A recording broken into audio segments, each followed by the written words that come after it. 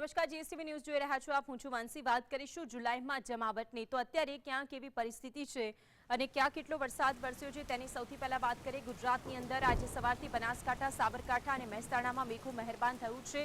બનાસકાંઠાના દાંતામાં 4 કલાકની અંદર 8.5 ઇંચ જેટલો વરસાદ પડી ગયો છે. સૌથી વધારે વરસાદ બનાસકાંઠાના દાંતામાં 4 કલાકની અંદર 8.5 ઇંચ. બનાસકાંઠાના વડગામની અંદર 2 કલાકની વાત કરીએ તો અહીં 2 ઇંચ વરસાદ વરસ્યો છે.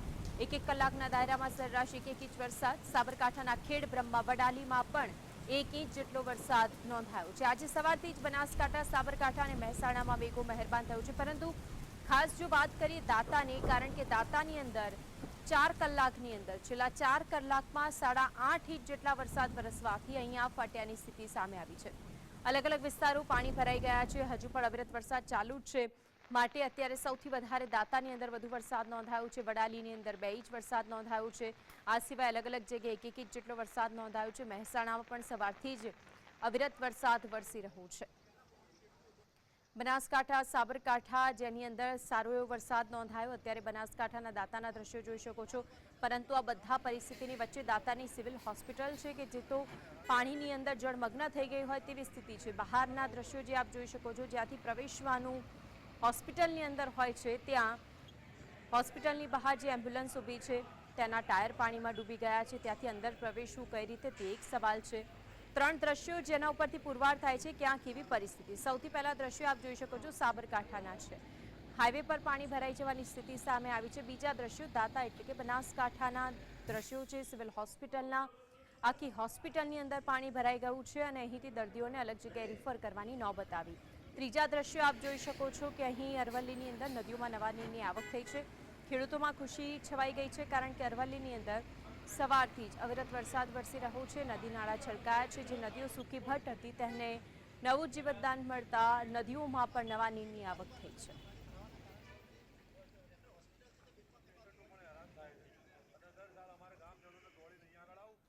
તો બનાસકાંઠાના દાંતા તાલુકામાં આબ ફાટ્યાની સ્થિતિ સામે આવી છે. દાંતામાં 4 કલાકમાં 8 ઇંચ જેટલો વરસાદ વરસી ગયો છે, જેને લઈને આ તાલુકાની નદી નાળાઓ છે કે જે પાણી થઈ ગયા છે. જિલ્લાના કીડી મકોડી, અર્જુની નદી સહિતના અનેક ગામો પાણી થયા છે.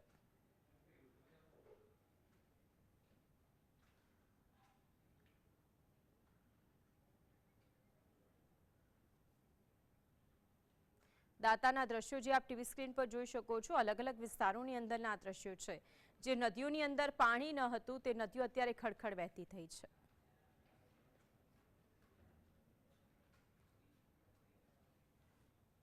તો આજે અંગે વધુ માહિતી માટે સંવાદદાતા દેવેન્દ્ર આપણી સાથે જોડાઈ ગયા છે. દેવેન્દ્ર, જે રીતે સૌથી વધારે દાંતાની અંદર વરસાદ વરસ્યો, આબ ફાટ્યા જેવી સ્થિતિ સામે આવી એટલા માટે, કારણ કે 8 ઇંચ જેટલો વરસાદ નોંધાયો છે. અત્યારે શું અપડેટ છે ત્યાંથી?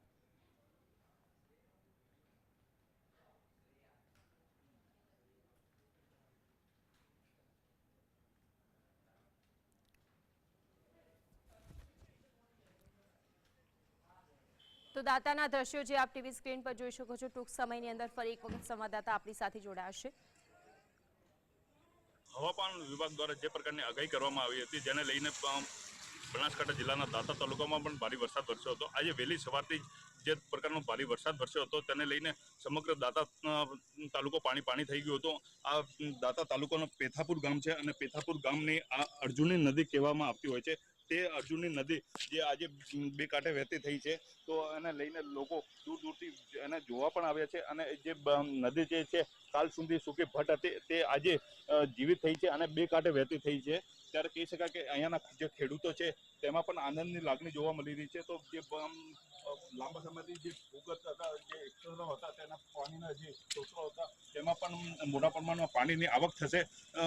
અહીંયાના જે દાંતા તાલુકામાં મોટા પ્રમાણમાં જે નદી નાલા આવ્યા છે તેમાં પણ ઉફાન જોવા મળી રહ્યું છે. દાંતા તાલુકામાં સતત આજે વહેલી સવારથી જે ભારે વરસાદ વરસી રહ્યો છે તેને લઈને અમુક ખેતરોમાં પણ પાણી ઘૂસ્યા છે. તેમાં બેટમાં ફેરવાઈ ગયા છે. તો કહી શકાય કે ખેડૂતોમાં અમુક જગ્યાએ જે ખુશીની લહેર જોવા મળી રહી છે, તો અમુકને નુકસાન વેઠવાનો પણ વારો આવ્યો છે. જી, દેવેન્દ્ર પ્રજાપતિ, જીએસટીવી, અંબાજી.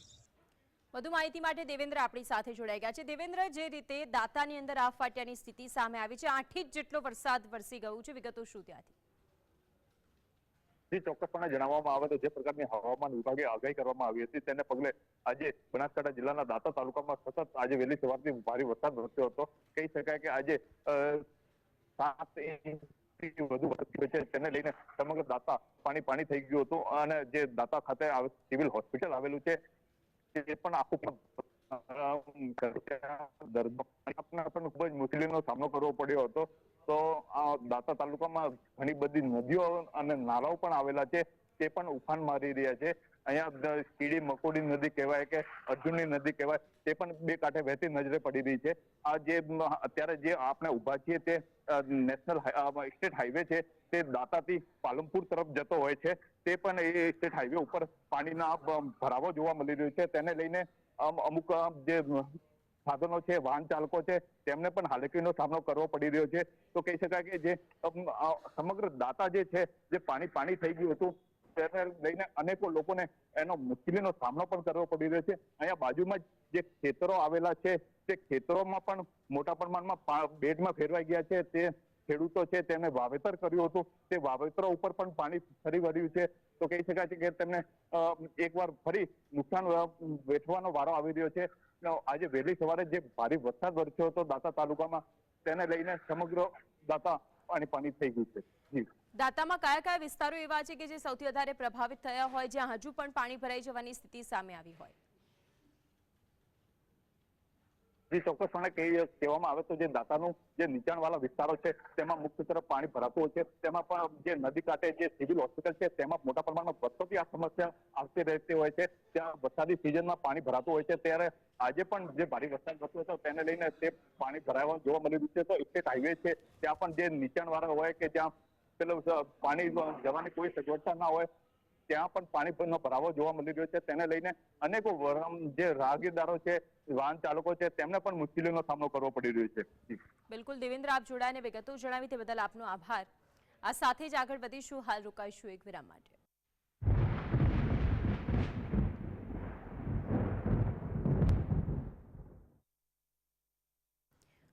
વિગત વાત કરી પોરબંદરની, તો પોરબંદરમાં કેવી પરિસ્થિતિ સામે આવી છે, ક્યાં કેવો વરસાદ છે, અને તેમાં પણ પોરબંદરના માધવપુર ઘેડ પંથકમાં હજુ પણ વરસાદી પાણી યથાવત છે. ઘેડની સ્થિતિ દર વર્ષે આવી જ રહેતી હોય છે. ઘેડ પંથકના જે દ્રશ્યો આપ જોઈ શકો છો, વરસાદના વિરામ પછી પણ અને 2 દિવસના વિરામ બાદ પણ હજી ઘેડ પંથકમાં જે વરસાદી પાણી છે તે ઓસર્યા નથી. કડચ ગામમાં વરસાદી પાણીથી વાહન વ્યવહાર કે જેને વ્યાપક અસર પહોંચી છે. અહીંથી લોકોને ક્યાં કઈ રીતે જવું તે જ સૌથી મોટો સવાલ છે, કારણ કે 2 દિવસનો વિરામ તો મળી ગયો, મેઘરાજા તો રોકાઈ ગયા, પરંતુ અહીં કોઈ પણ પ્રકારના પાણી ઓસર્યા નથી. જ્યાં નજર પહોંચે ત્યાં ફક્ત અને ફક્ત પાણી નજરે પડી રહ્યું છે. કડચ ગામના દ્રશ્યો છે. કડચ ગામમાં વરસાદી પાણીથી વાહન વ્યવહાર કે જેને વ્યાપક અસર પહોંચી છે, કારણ કે રસ્તાઓ છે જે પાણીમાં જળમગ્ન થઈ ગયા છે. પોરબંદરના માધવપુર ઘેડ પંથકમાં હજુ પણ આ વરસાદી પાણી યથાવત છે.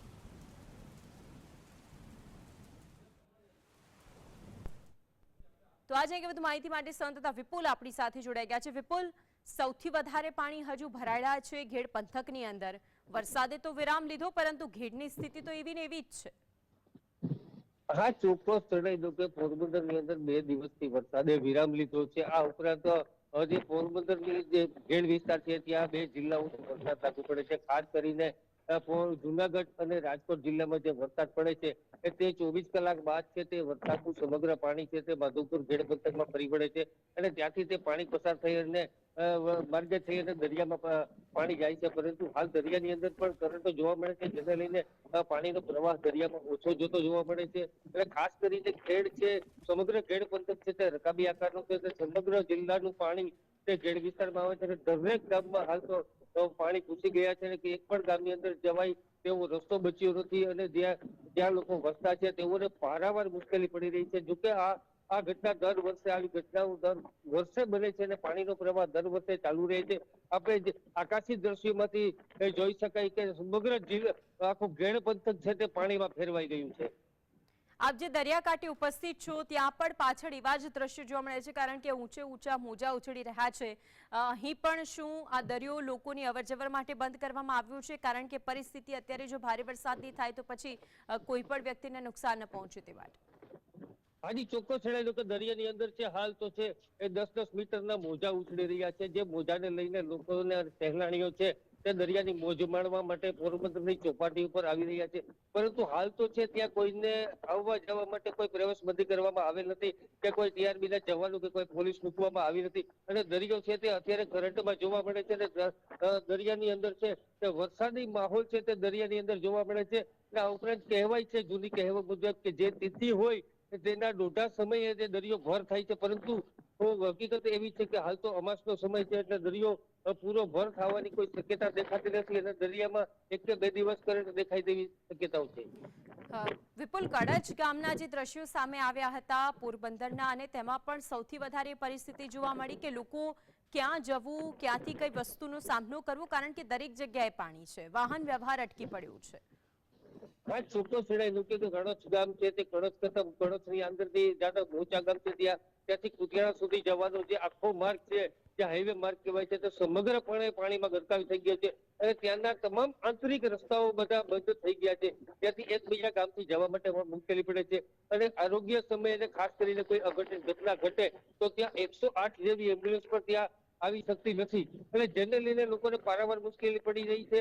જોકે લોકો ટેવાઈ ગયા છે અને વહીવટી તંત્ર પણ આવી ઘટના બને તો ત્યાં બોટો અને પિલાણાની જેવી સગવડો રાખી છે અને લોકોને પણ આ વસ્તુથી ટેવાઈ ગયા છે. ઘેડ પંથકની પરિસ્થિતિના માત્ર આ વર્ષની પરંતુ છેલ્લા ઘણા વર્ષોથી આવી રહે છે અને માટે જ ઘેડના લોકો કહે છે કે અમારે તો ચોમાસું આવે ત્યારે સૌથી પહેલા વિચારવાનું રહે છે કે અહીંથી અમારે અવર જવર, અમારું જીવન નિર્વાહ, અમારું કામકાજ બધું જ મૂકી દેવું પડશે, કારણ કે તંત્ર તો કોઈ વ્યવસ્થા ઊભી કરતું જ નથી.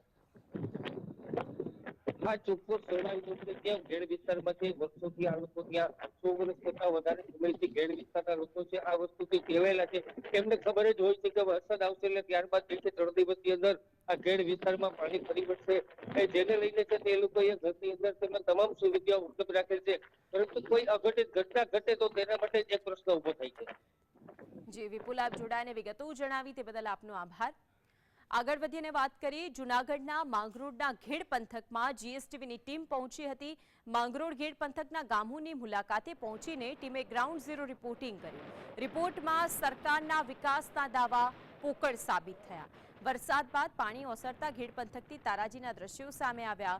ઘેડમાં આવેલા માધવપુર જતો રોડ રસ્તાનું સદંતર ધોવાણ થઈ ગયું છે.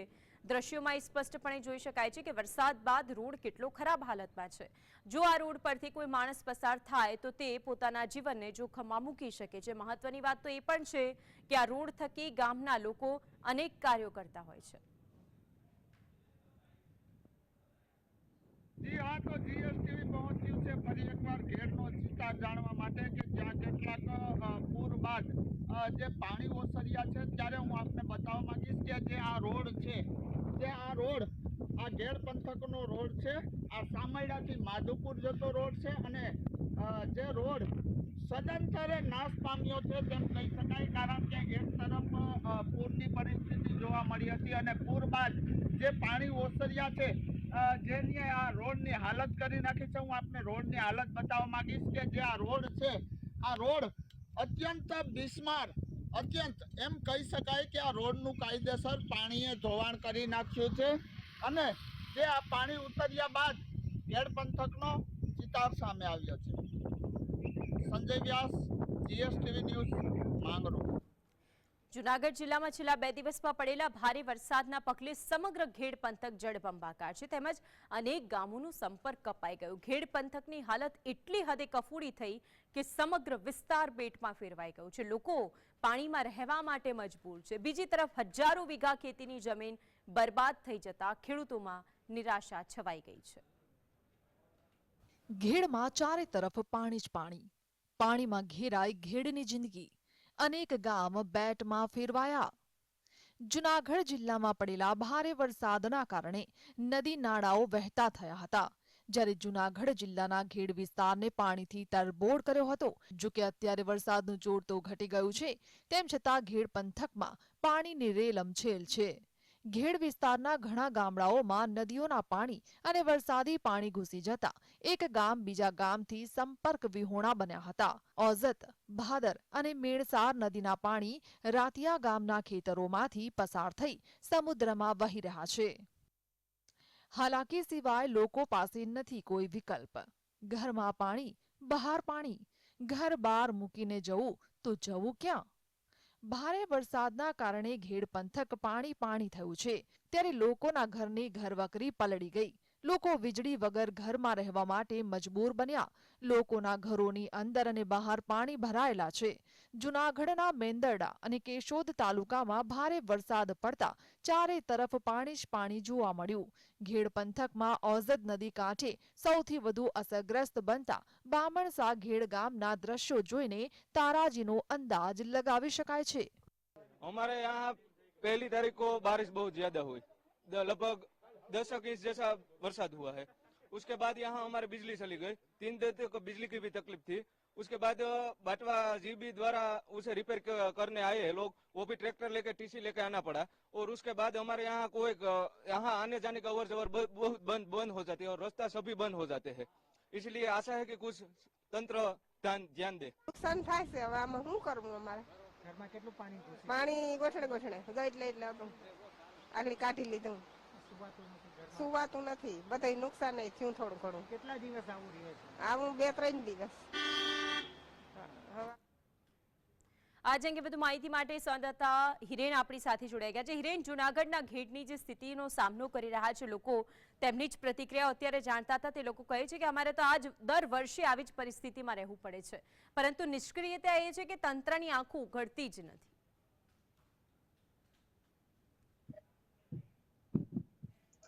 જી ચોક્કસ જણાવી દઉં કે જૂનાગઢ જિલ્લાના ઘેડ પંથકમાં દર વખતે આવી તારાજીના દ્રશ્યો સામે આવે છે. ગત વખતે જે જૂનાગઢમાં ભારે ભયંકર સ્થિતિ થઈ હતી ચોમાસાની સિઝનમાં, ત્યારે પણ મુખ્યમંત્રી જૂનાગઢની મુલાકાતે આવ્યા હતા અને તેને ઘેડની સ્થિતિનું નિરાકરણ કરવા માટે તંત્રને સૂચના પણ આપી હતી. પરંતુ તંત્ર દ્વારા હજુ માત્ર કાગળ પર તમામ પ્લાનિંગો ચાલી રહ્યા છે, જમીની સ્તર પર હજુ કોઈ વસ્તુ જોવા મળતી નથી, જેના લીધે દર વખતે ઘેડની સ્થિતિ છે તે બદતર થતી જાય છે. હજારો વીઘા જમીન છે તે ડૂબમાં જાય છે, લોકોના મકાનમાં પાણી ઘૂસી જાય છે. ઇમરજન્સીની કોઈ જરૂરિયાત ઊભી થાય તો લોકો ગામની બહાર પણ નીકળી શકતા નથી અથવા તંત્ર પણ ત્યાં પહોંચી શકતું નથી. આવી દર વખતે સ્થિતિ સર્જાય છે અને તંત્ર માત્ર દાવા જ કરે છે કે ઘેડની પરિસ્થિતિનું નિરાકરણ લાવવા માટે તમામ વ્યવસ્થાઓ છે તે કરવામાં આવે છે, પરંતુ તેનું કોઈ નિરાકરણ થઈ શકતું નથી. મુખ્યમંત્રીનો આદેશ હતો કે ઘેડના જે પાણી છે તે કેવી રીતે ઓસરી જાય છે તેનો આખો સર્વે કરીને આ સ્થિતિનું નિર્માણ ન થાય તેના માટે પ્રયાસો કરવાની મુખ્યમંત્રીએ પણ તંત્રને સૂચના આપી હતી, છતાં હજુ સુધી કોઈ તેનું નિરાકરણ થતું નથી અને કામગીરી પણ શરૂ થતી નથી. જી માન. બિલકુલ હિરેન, આપ જોડાઈને વિગતો જણાવી તે બદલ આપનો આભાર. આગળ વધીને વાત કરીએ તો હવામાન વિભાગની આગાહીને લઈને ફરી એકવાર વરસાદે સુરતને ઘમરોળ્યું છે. સુરતના ઉદ્દા વિસ્તારમાં અચાનક જ વાદળછા વાતાવરણની વચ્ચે ધોધમાર વરસાદની શરૂઆત થઈ છે.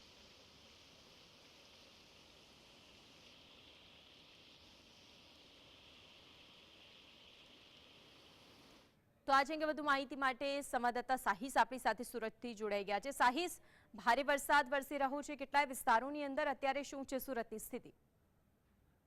જી બિલકુલ, વહેલી સવારે જે રીતના ઉધના સહિતના અલગ અલગ વિસ્તારોની અંદર જે રીતના વરસાદ વરસી રહ્યો હતો, અચાનક જ વરસાદનું આગમન થઈ ચૂક્યું હતું અને ભારે વરસાદ ઉધના, પાંડેસરા, અઠવા લાઈન સહિતના અલગ અલગ વિસ્તારોની અંદર જોવા મળ્યો હતો અને તેને જ લઈને હવામાન વિભાગ દ્વારા જે રીતના સુરત સહિત દક્ષિણ ગુજરાતમાં વરસાદની આગાહી કરવામાં આવી છે અને આગાહી વચ્ચે હવે વરસાદની એન્ટ્રી થઈ ચૂકી છે. ત્યારે વહેલી સવારે વરસાદ જોર પકડ્યું હતું, પરંતુ હાલ અત્યારે વિરામ લીધો છે. પરંતુ જે રીતના જિલ્લાની વાત કરવામાં આવે તો જિલ્લાની અંદર પણ ધીમે ધારે વરસાદ જોવા મળી રહ્યો છે. ગત રોજ પણ જે રીતના જિલ્લાની અંદર વરસાદ વરસ્યો હતો, 2 દિવસ અગાઉ પણ પલસાણા સહિતના અલગ અલગ જે વિસ્તાર હતા, જિલ્લાઓ હતા, તેની અંદર પાણી ભરાવાના દ્રશ્યો સર્જાયા હતા. તે સિવાય સુરત સિટીની વાત કરવામાં આવે તો સુરતના સણિયા અહેમદ ગામ ખાતે પણ પાણી ભરાવાના દ્રશ્યો સામે આવ્યા હતા. એટલું જ નહીં, પરંતુ આજની વાત કરવામાં આવે તો આજે જે રીતના હવામાન વિભાગ દ્વારા આગાહી કરવામાં આવી છે, વરસાદને લઈને વરસાદ વરસી રહ્યો છે અને ક્યાંક ને ક્યાંક અલગ અલગ વિસ્તારની અંદર ધીમી ધારે વરસાદ પણ ઝાપટું પડી રહ્યું છે. એટલું જ નહીં, પરંતુ જો વરસાદે ફરીથી જોર પકડે તો નીચાણવાળા વિસ્તાર ફરીથી પાણી ભરાઈ જાય તેવી સંભાવના હાલ પૂરેપૂરી જોવા મળી રહી છે. જી, નીચાણવાળા કયા વિસ્તારો એવા છે કે જો વધુ વરસાદના કારણે પ્રભાવિત થઈ શકે એમ છે? જે બિલકુલ જે રીતના વરસાદ જો જામી જાય અને ફરીથી ધુવાધાર બેટિંગ ફરીથી વરસાદની જોવા મળે તો નીચાણવાળા લિંબાયત સહિત કતારગામ વિસ્તાર છે અને અલગ અલગ ઉધના સહિતના નીચાણવાળા વિસ્તારો છે ત્યાં પ્રભાવિત થાય તેવી સંભાવના હાલ પૂરેપૂરી જોવા મળી રહી છે, કારણ કે પાલિકા તંત્ર દ્વારા હજી સુધી કોઈ પણ પ્રકારની કામગીરી કરવામાં આવી નથી. જો સતત 2 થી 3 કલાક વરસાદ પડે તો નીચાણવાળા વિસ્તાર એટલે કે ઉધના વિસ્તાર છે, લિંબાયત વિસ્તાર છે, પર્વત પાટિયા વિસ્તાર છે, સારોલી વિસ્તાર છે અને કતારગામ સહિતના જે વરાછાના નીચાણવાળા વિસ્તારો છે ત્યાં પાણી ભરાવાના દ્રશ્યો સર્જાય તો નવાય. જી, સવારે 6 વાગ્યાથી 12 વાગ્યા સુધી કયા વિસ્તારોમાં સારો એવો વરસાદ જોવા મળ્યો? જી બિલકુલ, વહેલી સવારે 6 વાગ્યાથી લઈ અત્યાર સુધી 12 વાગ્યાની વાત કરવામાં આવે તો સુરત શહેરની અંદર સૌથી વધારે ઉધના વિસ્તારની અંદર વહેલી સવારે વરસાદ જોવા મળ્યો હતો. ત્યારે અલગ અલગ વિસ્તાર એટલે કે અઠવાલાઈન સહિતના અલગ અલગ વિસ્તારોની અંદર ઝાપટું પડ્યું હતું. ઝાપટું પડ્યા બાદ હવે વિરામ લીધો છે, પરંતુ ધોધમાર વરસાદ ઉધના વિસ્તારમાં વાતાવરણની અંદર અચાનક જ પલટો આવ્યો હતો અને વરસાદી માહોલ જોવા મળ્યો હતો. જે રીતના હાલ વરસાદે વિરામ લીધો છે અને વિરામ લીધા બાદ હવે ફરીથી ગરમીની લોકો હવે ત્રાહિમામ જોવા મળી રહ્યા છે. જી, અસહ્ય ઉકળાટનો સામનો કરતા લોકો જોવા મળે છે, કારણ કે ક્યાંક વરસાદ છે, ક્યાંક વરસાદની પરિસ્થિતિ નથી. આ સિવાય જે વખતે વરસાદ આવે છે અને તે સમયે હોસ્પિટલોની અંદરની શું પરિસ્થિતિ સામે આવે છે એ પણ આપણી સમક્ષ છે. સાહિસ. જી બિલકુલ, આપણે હોસ્પિટલની વાત કરવામાં આવે તો નવી સિવિલ હોસ્પિટલ જ આપણી સામે દાખલારૂપ સામે આવી રહી છે, કારણ કે દક્ષિણ ગુજરાતની સૌથી મોટી જીવાદોરી એવી સમાન સિવિલ હોસ્પિટલ ગણવામાં આવતી હોય છે. સિવિલ હોસ્પિટલ જ જર્જરિત હાલતમાં જોવા મળી રહી છે, કારણ કે ગરીબોની સેવા આપતી એવી સિવિલ હોસ્પિટલની અંદર જર્જરિત હાલત જોવા મળી રહી છે, કારણ કે જે સ્લેબ ધરાશાયની ઘટના હોય કે પછી વોર્ડની અંદર પાણી ટપકવાની ઘટના હોય કે પછી જે અલગ અલગ જે ઘટનાઓ જે સામે આવી રહી છે, પિલરો મૂકીને સિવિલ હોસ્પિટલનું તંત્ર કામ ચલાવી રહ્યું છે. માત્ર ને માત્ર કામગીરી કરવાના નામે ક્યાંક ને ક્યાંક ઝીરો જોવા મળી રહ્યું છે, કારણ કે હજી સુધી સિવિલનું તંત્ર જાગ્યું નથી. ફક્ત ને ફક્ત પિલરો પાસે સળિયા મૂકી દેવામાં આવ્યો છે, ટેકો મૂકવામાં આવ્યો છે, પરંતુ નિયમો અનુસાર જે ટેકો મૂકવામાં આવ્યો છે રસ્તો બંધ કરી દેવામાં આવતો હોય છે, પરંતુ હાલ તે રસ્તો પણ ખુલ્લો જોવા મળી રહ્યો છે. સિવિલ હોસ્પિટલની વાત કરવામાં આવે તો સિવિલ હોસ્પિટલ આરએમઓ ઓફિસની બહાર જ આ દ્રશ્યો જે છે તે 2 દિવસ અગાઉ જીએસટીવી દ્વારા દર્શાવવામાં આવ્યા હતા, પરંતુ તંત્ર દ્વારા હજી કોઈ પણ પ્રકારની કામગીરી કરવામાં આવી નથી. બિલકુલ, સાહિબ સાહેબ જોડાયા અને સુરતની પરિસ્થિતિ જણાવી તે બદલ આપનો આભાર. તો જે રીતે અમારા સંવાદદાતાએ અલગ અલગ જગ્યાએથી રિપોર્ટ દર્શાવ્યો, સુરતના સંવાદદાતા સાહિસે દર્શાવ્યું કે ત્યાં ઉધનાની અંદર સારો એવો વરસાદ વરસ્યો છે, પરંતુ થોડા વરસાદની અંદર પણ સુરતની જો બદસુરત થઈ જતી હોય તો પછી વિચારવાની જરૂર પાલિકાએ છે. આ સિવાય જૂનાગઢથી જ્યારે અમારા સંવાદદાતા હિરેન જોડાયા હતા તો તેમણે ઘેડ પંથકની સ્થિતિની પરિસ્થિતિ જણાવી કે ત્યાંના લોકો કઈ રીતે આ પરિસ્થિતિમાં જીવી રહ્યા છે, જો કે પાણી હજુ ઓસર્યા નથી. આ તરફ પોરબંદરમાં પણ આવી જ પરિસ્થિતિ સામે આવી હતી અને તેના કારણે અનેક વિસ્તારો અને રસ્તાઓ હતા કે જે જળમગ્નની સ્થિતિમાં છે. જો હજુ પણ આવી જ પરિસ્થિતિ રહે અને ખાસ કરીને આજરોડની જો ખાલી વાત કરીએ, બનાસકાંઠાના દાંતામાં છેલ્લા 4 કલાકમાં 8.5 ઇંચ જેટલો વરસાદ વરસી ગયો છે અને માટે જ એ 8.5 ઇંચ વરસાદમાં અમુક વિસ્તારો પ્રભાવિત થયા છે. વિશેષમાં હાલ બસ આટલું જ. નમસ્કાર.